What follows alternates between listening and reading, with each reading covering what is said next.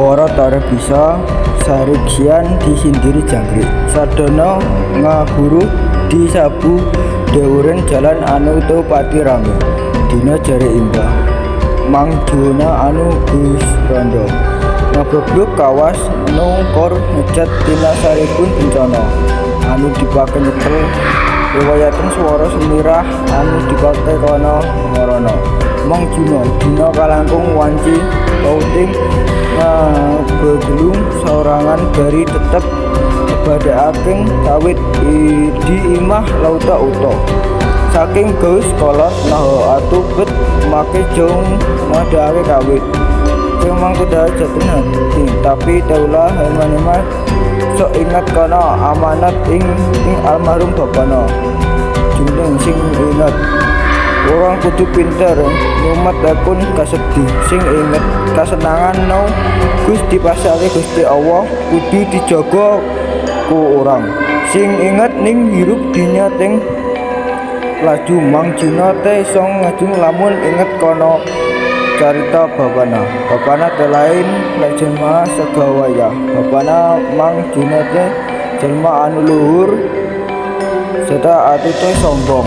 Mang Juna sok ngerasa ora kulaka kunono anu maka jeneng atikeun kumaha cek jamajung bari ngarepo pipina anu geus kariput.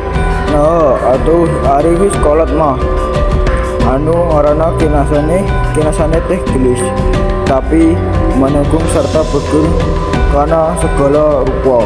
Kinasih pinter masak serta sumirah irah atur bagus cek kena tah sumina ayu mah geus gede geus waktuna buka salaki. Sumina hija anak-anak Mang Juna Gus bekerserta pinter sanajan nurut bahasa Jana. Sumina tetep resep karena kebersihan ku sebab itu Sumina sering ngurus imah serta ngurus segala rupa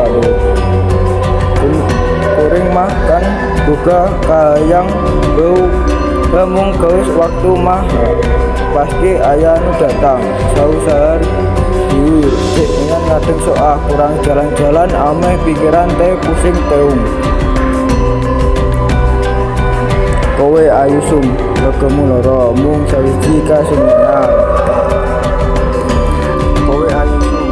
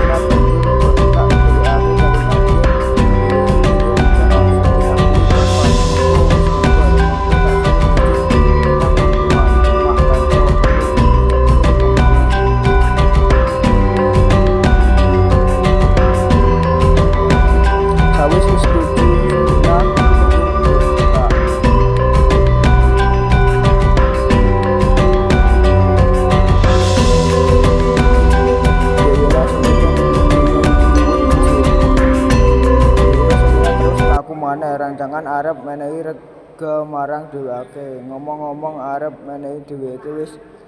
Aku weruh Cina iki bakal kowe tokok ning kuwi larae wae. Aku weruh Cina iki bakal kowe tokok ning kuwi larae wis ngedotoke. Kowe ken goleki kabeh ning kuwi larae meneng. Yen Cina iki ngenteni suwe, kowe ora usah meneh-meneh. Dheweke bakal langgeng lan aku duwe bakal langgeng lan aku.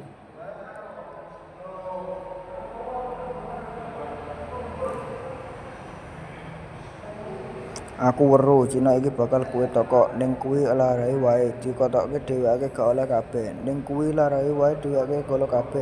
Dikon ngomong awake dheweke.